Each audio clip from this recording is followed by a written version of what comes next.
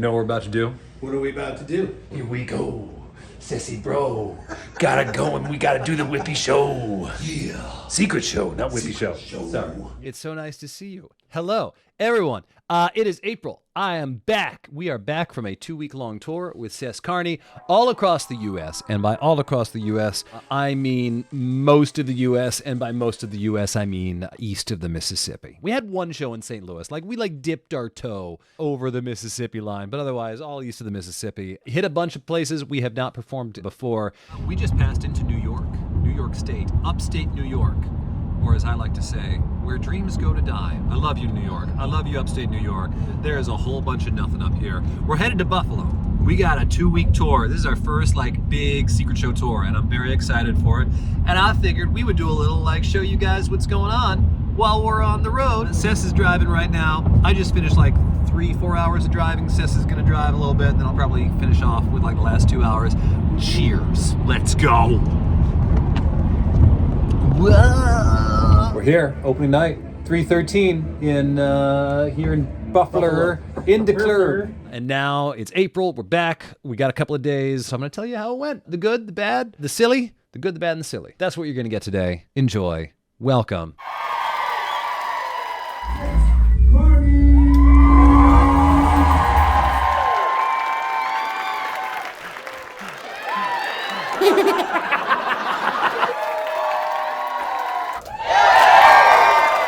So this was my first major tour that I've done, as an adult doing Jacques Whipper. I went on tour with my dad way back when I was a kid, and I can tell you guys some of those stories sometime if you want to hear it. But this is my first major tour. 2 weeks might not sound like that much. It felt like an eternity. Let's start with the good, though. For the most part, I want to talk about crowds generally, almost always. Really good, really fun, really great. Shows were pretty much sold out with a couple of, rare exceptions, and the crowds were great. We had a fun time. We had a blast. It was definitely worth it. We want to do it again. And by doing different shows in different venues, we were doing comedy clubs, city wineries, which have larger stages, kind of like a dinner theater kind of space. I got to try out a whole bunch of different material that we don't normally get to do. We got to polish our material a lot. My wife came to one of the later the shows after we'd already had quite a few shows under our belt. And she goes, wow, you guys really have tightened this thing up. And so it was really nice, really fun to see. The other side of things, because of just kind of the space limitations of some of the venues, looking at you comedy clubs, where the front row is 5 feet away and I can only use certain whips, kind of forced us to innovate, to do new material. And it gave me a bunch of ideas for new stuff, things like new jokes, new routines. I honestly got an idea for an entire new show that I'm really excited to start working on. And that will probably not be at a Ren Fair, but there are bits that are going to make it their way into our regular Ren Fair shows. There are bits that we'll have to save for, the next time we're doing comedy clubs or venues similar to them, indoor venues. And I'm looking forward to doing more of them in the future. As for the bad, though, I do have to say, I am so exhausted. It was, you might say 14 days. Doesn't sound like all that much. It was 4 days on, 1 day off, 4 days on, 1 day off, 4 days on. 2 days off in 2 weeks is honestly not all that bad. But just the sheer amount of mental space that goes into every night you're in a different city, almost every night you're in a different city. We did it all by driving. So first day we had 7 hours of driving out to Buffalo. We had a couple of days where we had 7-hour drives. We are here in Chicago. We're back in Chicago. This is where we were last January. The lighting in here is just so damn harsh, though. Hello. We just ate. I got the salmon. Ses got the burger, and then I had Ses's fries because he got a lot of fries, and I was a hungry jack. We drove 7 hours today. We have to drive 7 hours tomorrow. We got a show tonight. We got a show tomorrow night. We're gonna do it. But I'm very sick of being in my car. And the car needs an oil change when we're in Nashville. But we've got an extra day in Nashville, so we're going to have fun. Other days where because of traffic, it was, what was supposed to be a 4-hour drive suddenly turns into a 6-hour drive. You get to the venue, you're already sweaty and stressed out, and you're like, I need to shower and shave. And, fun fact, can't draw the mustache on well if there's facial hair in the way. Yeah, this is the backstage. This right here. Just in between shows. Just did one show, basically sold out at 7 o'clock Saturday night, March 15th. We got another one coming up. And then after this, we will sleep. Will we sleep? That's the question. Well, you'll sleep fine. I have had or 1.5 Red Bulls. So I would like to do more of this. I do want to do more tours. I really like the show indoors, but I might want to limit it to like 10 days going forward, or at least just have a wider break somewhere in the middle where I can stop and kind of recharge my batteries just a little bit. 2 weeks was just, it was a little bit much, even doing what I love, which is I love this. That's the kind of the thing about this job is it's either all or nothing. You are either working just nonstop, like 12, 14, 16-hour days where there's no time for anything but the job and like sleep. Or you get weeks like right now where I've got like nothing going on. I've got all the time in the world. Sleep in if I want to, go to bed when I want to. It's really an all or nothing kind of thing. But it's good. It's fun. Keeps your life interesting at times. The other thing I want to talk about is we had some real bad audience behavior in the middle. We had one circumstance where someone got a little grabby, grabbed a little handsy. They grabbed my butt, is what I'm saying, which is not the first time that has happened. Probably won't be the last time that happens. But my tolerance for that gets lower every single time it happens. I am really sick of it. Every time it happens, I have this brief feeling where I'm like, maybe I should just not take photos with fans anymore if the adults can't be adults. So it's really annoying, especially, in a situation where we were indoors, there should have been security there. I think that is the next step for me is making sure that there's security. Anytime I take pictures, at least after shows, just because it's like I said, it's happened before and it's happened too many times, both men and women, and likely those in between. Everyone has grabbed a little ass at some point, and I would rather they not.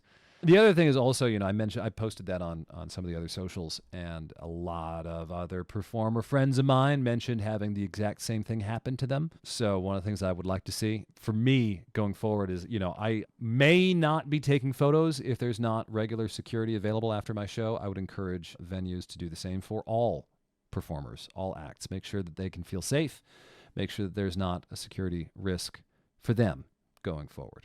We're going to be starting the show in just a minute, but before we do, there's some very important etiquette that you should be aware of. Heckling is a bit more of a gray area. You might think that is just mean comments. That is untrue. Heckling is any and all unwarranted interjection throughout the show. Just sit back and enjoy the funny. I have already made some adjustments to how I take pictures. The rule I have where I tell people, give me your phone, put it on selfie mode, I'll take the picture. That's so that I can get a little bit of space between myself and the other person, just so it's harder for them to get handsy and grabby. And it also speeds the line along, which I need to do at this point of my career. This is something that, like I said, it's happened before. What actually bothers me more, and this is saying a lot because the handsiness also really bothers me, but this bothers me more, is the heckling. We had 2 shows where it was really, really bad, where I could not rein the audience in. And this is not like, you suck kind of heckling. This is the people who think they're helping the show by yelling things, and they won't stop yelling things. Like last summer, this was at a Ren Fair show. I had someone constantly yelling anytime I cracked the whip. And he was obviously drunk, but like anytime I cracked the whip, he was yelling out like, "That's hot!" And we had a lot of people doing stuff like that, especially as the shows went on and they had a few more drinks in them. We had a lot of situations like that, and by the end of it, I was real sick of it. We had 2 situations where I could not rein the crowd back in. I was trying to rein the crowd back in, and they would not calm down. And that's really scary as a performer. It's also really, really frustrating. That makes me so freaking mad on stage.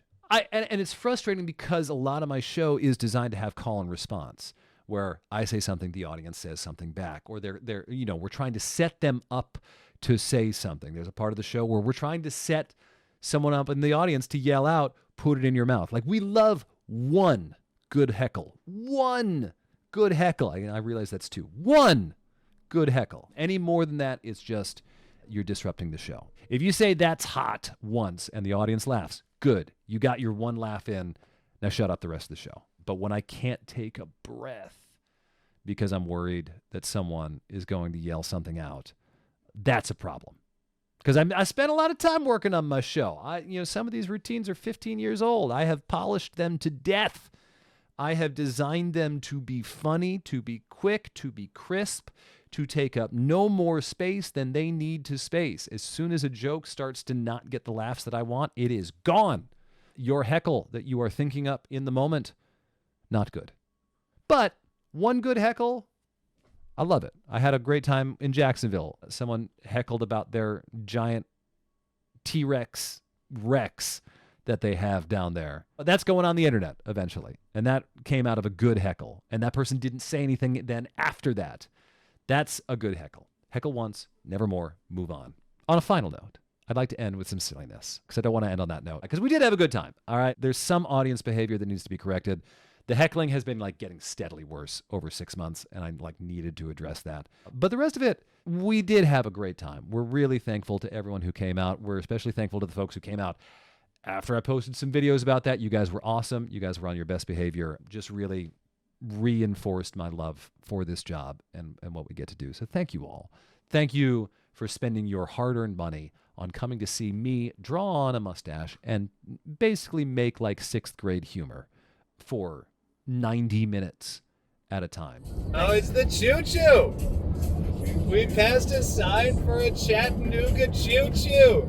The choo-choo is coming! The choo-choo. Let's go ride the choo-choo, Sass! Yay! Yeah! Choo-choo! Choo-choo! Choo-choo! Choo-choo! We gotta ride the choo-choo and then go in the International Towing and Recovery Museum! Yay! Yay! Thank you so much. We hope to do it again. We hope to get to all the places that we have not yet done this show. Because keep in mind, this is very different from our Renaissance Fair show. You're getting a little bit of the Ren Fair material, a lot of stuff we can't do at Ren Fairs.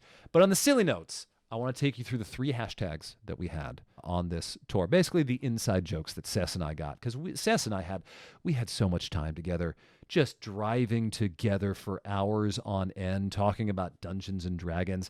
I gave him an entire frickin' filibuster about the 100 Years' War and the history of French-English relations.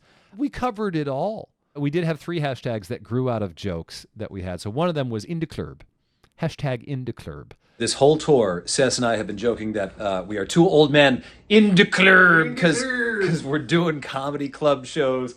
And tonight we're the club we're at. They have just been blasting party music that we can hear through the wall. They're just like we feel like we're in the subwoofer. Because we are 2 older men, we do not go to the club anymore. But we were working at comedy clubs, so apparently this is how you get us in the club, which then just turned into apparently the Swedish chef saying in the club. So we were in the club. We're a pair of aging millennials / Gen Xers with lower back pain. And tonight we are truly in the club. We also, the hashtag for the tour originally was supposed to be, we should have rehearsed. You will note that I did not say we should have rehearsed more. That would indicate a certain level of rehearsal. We did not rehearse before this stretch. It was the we should have rehearsed tour. By the end of it, we were good. We were polished. We were clean. And this came out of a woman in New Jersey when I think I popped my hip, and she goes, "Oh, you're fancy." And I responded, "I'm fancy as F-U-C-K, you know. But except we're not spelling it F-U-C-K. It is hashtag fancy as F-U-C-Q-U-E-S, like Jacques. I don't know how you pronounce that. I don't know. I feel like we're already getting very close to the YouTube guidelines. So let's not go too far. Let's not get ourselves demonetized. But hashtag fancy as F-U-C-Q-U-E-S. That will be on a shirt when I've had a chance to tell that joke for another 3 years. But we are not there yet, because in the club, we fancy as Jacques. I also want to share, Ses Carny is so sick of the Lady Gaga song Abracadabra. I am also sick of it, but it was getting requested nonstop. And I hadn't actually heard it yet. And I was like, well, now I need to listen to it. So I put on a Spotify playlist. And it was the first song. And I listened to it and I go, oh no, I love Lady Gaga. I don't love this song. And even Ses was like, after like the 4th or 5th time it played over the course of a few days, he was like, hey man, can you play something else? Because I woke up with that song in my brain this morning. And let me tell you, Ses Carny has never asked me to change the music that I am playing. That man listened to so many renditions of the Street Fighter II soundtrack, never asked for a change. He listened to the Final Fantasy X soundtrack. The Final Fantasy IX soundtrack did not ask me to change once. Apparently, Lady Gaga's Abracadabra was where he drew the line. So, yeah, I don't know what to make of that. Last show, what did you think about the tour? What was the highlight of the tour for you? Highlight of the tour was getting to meet all of the awesome people that we have met along the way. Low light of the tour. We both know exactly what it was. Yeah, I don't know if I should speak We no can't. evil. But anyway, that is the gist. Thank you all again. Thanks for listening. Thanks for watching. Thanks for coming to the show. If you came to the show, we're off to our Ren Fair performing season next, so catch us around the country. We are doing the Enemies to Lovers convention in Arizona in May 9th. We'll be doing one show at that convention. Information on my bio, on my website, all that. But full tour schedule coming up. We'll see you at a Ren Fair near you this summer, hopefully, and hopefully more theater shows, comedy clubs, city wineries, whatever they may be. Hopefully see you guys at one of those. Once we're done with our Ren Fair touring, look at like November, maybe December. Hopefully get to see you guys there soon in some places we have not yet been to. Thank you all. And now enjoy this little ditty that the Slayer man sent to me last week. It felt appropriate and apparently unironically slaps. So enjoy. Oh, and I haven't smoked. We're over 100 days. Let's go. Yeah. Toss a coin to your whipper, but please don't touch his butt. Please enjoy the show while I whip it real good. But don't forget, this is my show, not yours.